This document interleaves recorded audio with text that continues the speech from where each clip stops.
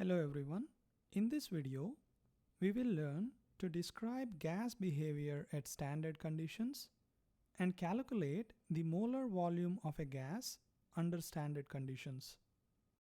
Before we discuss what standard conditions are and what standard molar volume is, let us do an example problem.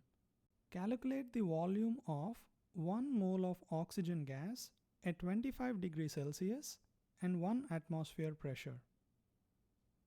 Pause the video here and try to answer this question.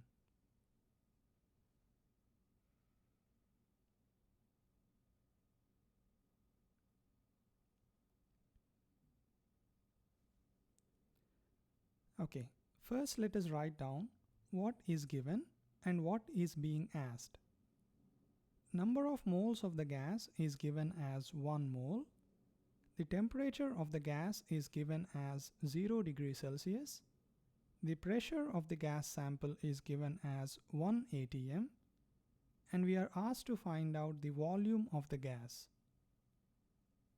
One of the important things you should be able to do is identify what formula we should use to solve this problem.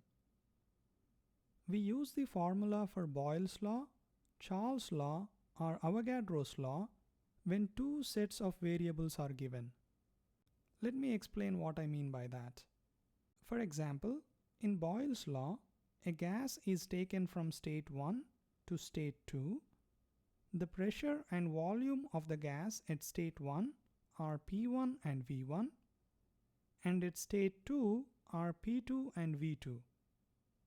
These variables at the two states are related by the formula P1 V1 is equals to P2 V2. Usually, 3 out of the 4 variables are given to you in the problem, and you will be asked to find the value of the fourth one.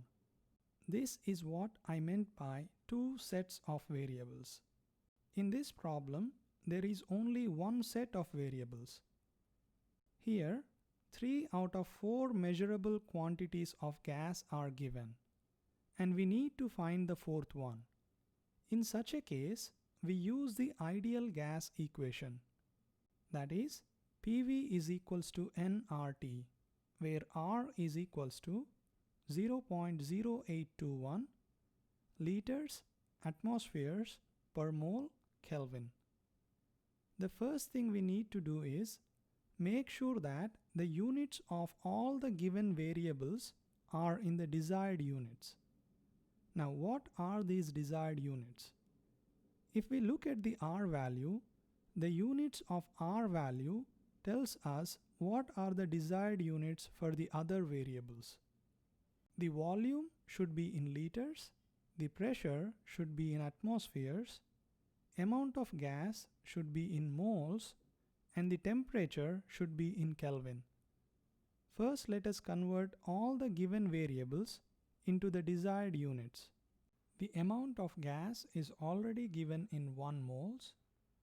The temperature is given as 0 degrees Celsius, which is 273 Kelvin, and the pressure of the gas is already in atmosphere.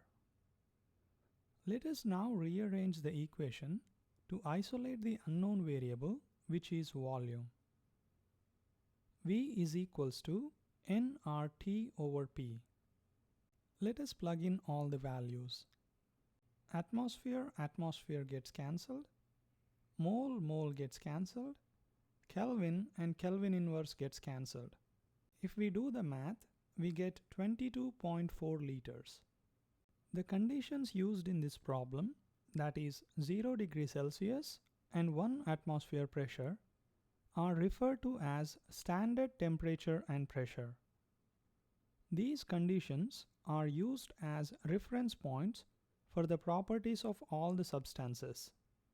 If we do this problem with any other gas instead of oxygen gas, we still get the same answer, assuming that gas obeys ideal gas law.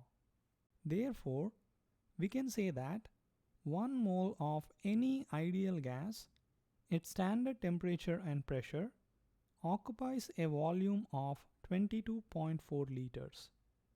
This volume is called as standard molar volume or molar volume under standard conditions. We can use standard molar volume as a conversion factor to convert between the number of moles and volume of the gas at standard temperature and pressure. For example, calculate the volume of 2.6 moles of helium at STP. We know that 1 mole of helium at STP occupies 22.4 liters. Therefore, we can use this as a conversion factor to convert from moles into liters. We start with 2.6 moles of helium and we want liters of helium. I multiply this with a conversion factor that has moles in the denominator and liters in the numerator.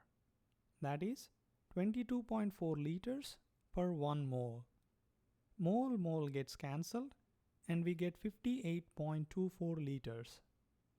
It is important to note that the standard molar volume is valid only at standard temperature and pressure, that is 0 degrees Celsius and 1 atmosphere pressure. If any other temperature and pressure values are given, we need to start from the ideal gas equation. The experimentally determined standard molar volumes of some of the gases are given below. Note that the standard molar volumes of oxygen, nitrogen, and helium are exactly the same as the ideal value. However, for ammonia and carbon dioxide, the standard molar volume value deviates from that of the ideal value, which is 22.4 liters. We will discuss more about the deviations from ideal behavior and the reasons for the deviations later in this chapter.